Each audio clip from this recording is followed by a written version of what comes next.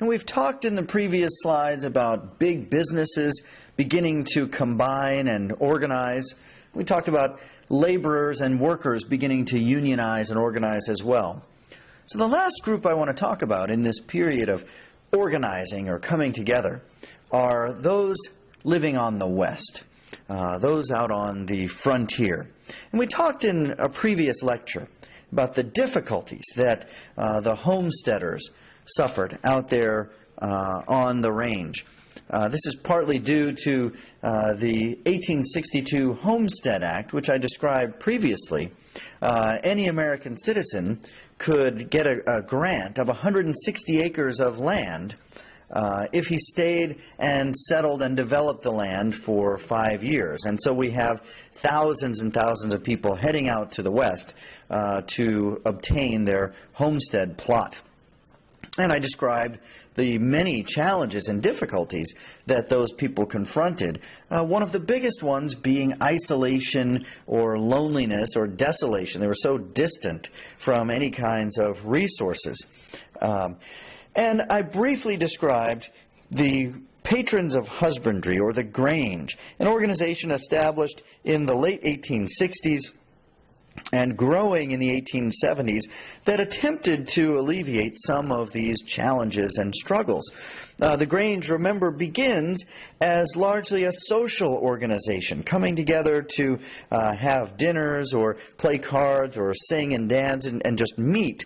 But very quickly it begins to take on a political tone as well, as the farmers meeting there begin to discuss the problems and issues that they're having, and they begin to organize.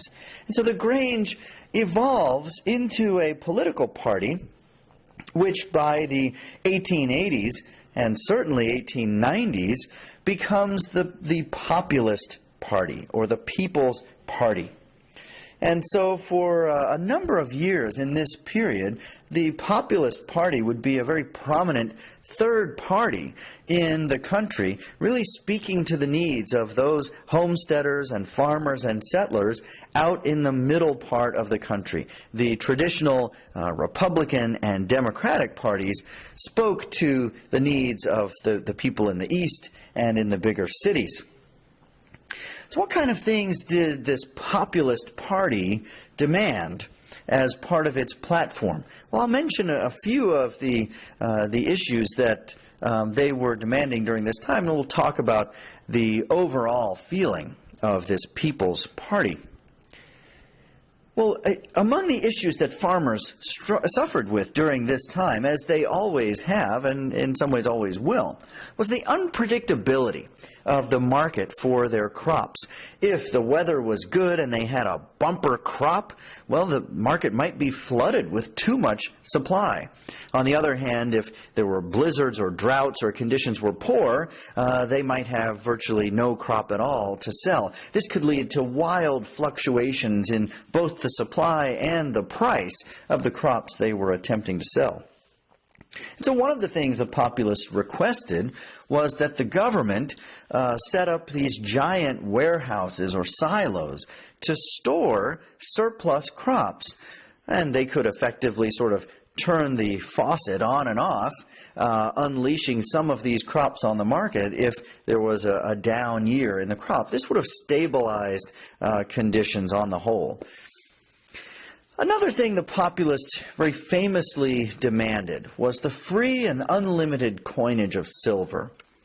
This is in some ways an odd demand that requires a bit of explanation. For those of us coming at it from a modern perspective, in fact, it may not make any sense at all. Consider what would happen today if the government simply began printing money limitlessly, printing piles and piles of money. What would that do to the value of the dollar? Well, again, it would saturate the market, and the value of any one individual dollar would begin to shrink. And if we take this to its logical extreme, you and I could be rolling over to the grocery store with wheelbarrows filled with dollar bills, no one of which was worth much of anything because there was a limitless supply. That's essentially what the populists are asking for if we take it to its extreme. The free and unlimited coinage of silver. They're asking the government to print coins endlessly. Well, why would anyone want to do that? Who benefits if the value of any $1 or any one coin is rendered worthless because of the overabundant supply? Well, the answer in this case, who benefits in that case, is anyone who owes money. Perhaps some of you have student loans or credit card debt, or find yourself in one condition or other of debt. And actually, it might be kind of nice if someone came to you and said, well, I know you owe $1,000, but guess what? The value of that $1,000 is now rendered essentially worthless. Here's an unlimited supply of coins to pay off that debt. So that's the answer to our question. Why do the populists want the government to print money endlessly? Because almost all of them were in debt, and such an action would have rendered their debt worthless.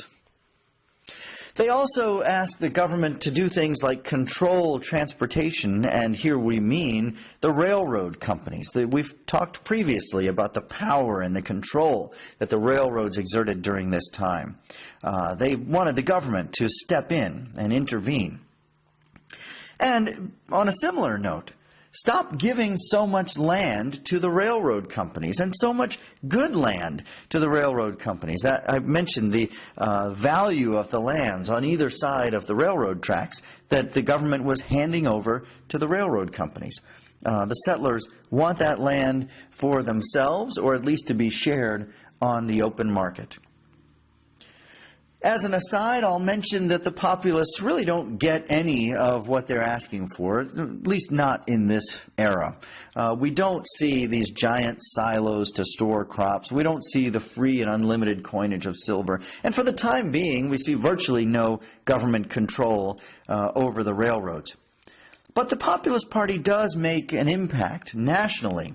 And it's not too long before we see some of what they're asking for enacted on a national level. For the moment, though, the general feeling about the Populist Party, at least to those back in the East and in the bigger cities, was that they were sort of a party of quacks.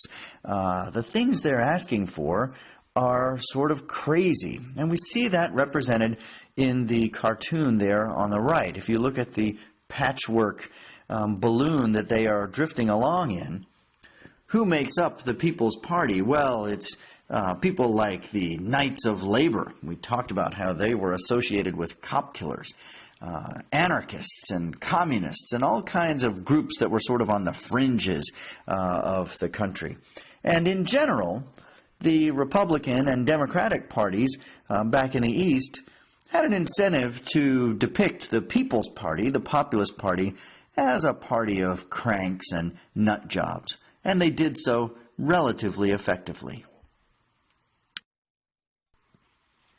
As we close this discussion of the period of various groups organizing and coming together, I want to conclude with one last story which is pretty telling of the way things went during this period for most of those average workers and average people in the country.